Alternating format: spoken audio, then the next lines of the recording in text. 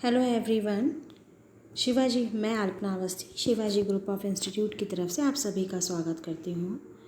बच्चों, ये class 8H की कंप्यूटर क्लास है।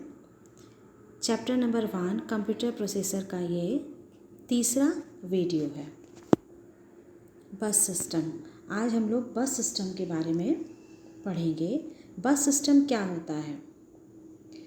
ये वो बस नहीं है बच्चों जो हमारे महानगर शहर में डिफरेंट तरह की बसेस घूमती हैं, वो नहीं है। ये आपके कंप्यूटर सिस्टम की बस है। कंप्यूटर में बहुत सारे अनेक भाग होते हैं, जैसे प्रोसेसर है, मेमोरी है, आईओ डिवाइसेस है और विभिन्न प्रकार के चिप आदि होती हैं। इन सभी भागों के मध्य डेटा सिग्नल का संचरण होता है।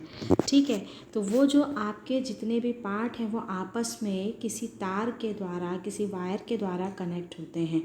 तो वो जो वायर होता है आपका, वो बस कहलाता है। सबको क्लियर हो गई ये चीज़?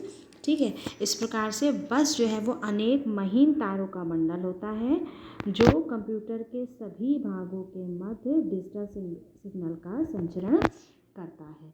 यहाँ तक सबको सब क्लियर हो गया?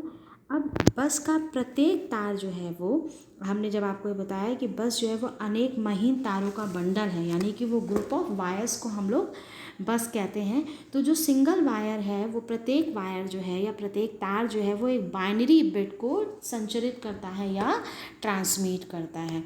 तो इस प्रकार से एक बस में जितने तार होते हैं वो उतनी ही बिट जो है वो समानांतर रूप से संचरित कर सकता है। ठीक है बच्चों, तो कंप्यूटर में सभी प्रकार की सूचनाएं, डेटा, एड्रेस, ये जो भी चीज़ें हैं, मैं एक बार फिर से रिपीट कर रही हूँ, कंप्यूटर में सभी प्रकार की इंफॉर्मेशन, जो सूचना होती है, डेटा का जो एड्रेस है, वो सभी कुछ डिजिटल सिग्नल के रूप में ही प्रभावित होता है या संचरित होता है। और ये डिजिटल सिग्नल आपका किस फॉर्म में होता है? 0 और 1 के फॉर्म में। अब आता है कि बस कितने प्रकार के होते हैं। बस मुख्यतः 3 प्रकार के होते हैं: डेटा बस, एड्रेस बस और कंट्रोल बस। डेटा बस क्या होता है, हम लोग इसके बारे में पढ़ेंगे। डेटा बस क्या होता है, ऐसे ही एड्रेस बस है और कंट्रोल बस है।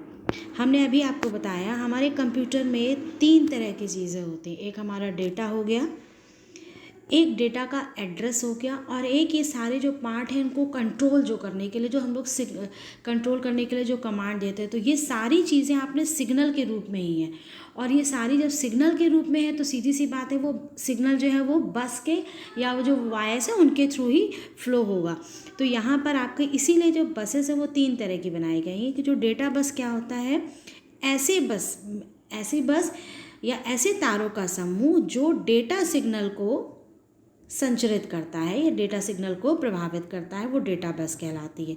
और डेटा बस समानांतर रूप में से एक डेटा वर्ड जो है वो संचरित करता है, यानी कि जो आपका जो डेटा बस होती है उसमें जो वायर हैं वो पैरेलल फॉर्म में होते हैं, समानांतर रूप से होते हैं। तो एक बार में वो एक वर्ड ही संचरित या ट्रांसमिट कर सकती है। अगर यदि ये कहा जाता है कि कंप्यूटर सिस्टम की वर्ड लेंथ जो 32 बिट वर्ड का है, ठीक है, 32 वर्ड लेंथ उसकी 32 बिट है, तो इसका मतलब क्या हुआ कि जो आपका बस सिस्टम की डेटा बस में कुल आपके 32 समानांतर तार हैं। एक तार में सिर्फ एक ही बिट जाएगा, तो अगर 32 वायर जब पैरेलल में लगे होंगे तो ही जो है वो एक एक बिट जो है वो ट्रांसमिट होगी। तो इस प्रकार से, यानी कि अगर 32 बिट का मतलब ये हो गया कि ग्रुप ऑफ वायर्स जो होंगे वो 32 जो कि पैरेलल में लगे होंगे, और वो पैरेलल में एक साथ 32 बिट वर्ड को एक साथ संचरित कर सकते हैं। अब आती है बात एड्रेस बस की। हमारा जो भी डेटा है वो जो कंप्यूटर में स्टोर है, ठीक, कंप्यूटर में जब वो कंप्यूटर की मेमोरी में स्टोर है तो उस मेमोरी का कोई ना कोई एड्रेस होगा।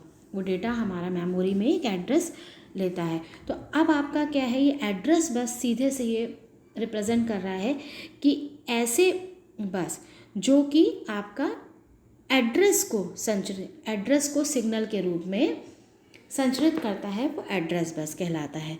ठीक है बच्चों, एड्रेस बस में समानांतर तारों की संख्या MBR रजिस्टर के आकार जितनी होती है।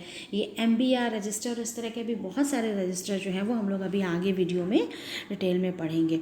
फिर अब आपका आता है कंट्रोल बस क्या होता है। कंट्रोल बस भी यही है कि आपका प्रोसेसर जो है, प्रोसेसर में हम लोगों ने सीपीयू के फंक्शंस पढ़े थे, तो सीपीयू में जो सीयू होता है वो कंट्रोल यूनिट का काम करता है, यानी कि वो जितने भी कंप्यूटर से जुड़े हुए जितने भी भाग हैं उन सभी को कंट्रोल सिग्नल के कंट्रोल करता है। तो कंट्रोल कैसे करेगा, वो उसको सिग्नल पास करेगा। तो आपको वो जो सिग्नल पास करेगा वो किसके थ्रू पास करेगा, या वो सिग्नल कैसे होते हैं, रीड, राइट, स्टॉप, स्टार्ट, ये सिग्नल्स हैं। तो वो जो ये सिग्नल्स हैं उन सिग्नल को, या ये जो कंट्रोल सिग्नल्स को आपका कंट्रोल बस में ट्रांसमिट किया जाता है। ठीक है बच्चों, तो इस प्रकार से कंप्यूटर के कार्य क्षमता निर्धारित करने के लिए उसका जो बस सिस्टम जो है वो बहुत अहम भूमिका निभाता है। ये आपको समझ में आ गया होगा। जिस कंप्यूटर की बस समानांतर रूप से अधिक बिटें तथा तेज गति से ट्रांसमिट करती है, सीधी सी बात है कि वो जितनी ज़्यादा पैरेलल में बिट ट्रांसमिट करेगा और जितनी अधिक स्पीड से ट्रांसमिट करेगा, कंप्यूटर की स्पीड जो है वो उतनी ही तेज़ होगी। बस की डेटा स्टोरेज या संचरण क्षमता बस दर से या डेटा दर से निर्धारित की जाती है। डेटा दर जो है वो क्या बताता है, किसी भी बस की डेटा संचरण क्षमता, या वो बस जो है वो कितना डेटा आपका ट्रांसमिट कर रहा है ये बताता है। और जो कि किस पर निर्भर करता है, बस की चौड़ाई। बस की चौड़ाई का मतलब क्या हो गया, बस की चौड़ाई का मतलब हो गया कि उसमें नंबर ऑफ़ वायर्स उतने ज़्यादा, जितना चौड़ाई होगी उतने नंबर ऑफ़ वायर्स उसमें ज़्यादा है। और क्लॉक रेट पर निर्भर करता है। बच्चों, क्लॉक रेट जो है ये आपने एक नया वर्ड सुना है अभी, इसको हम लोग आगे वीडियो में डिस्कस करेंगे। धन्यवाद।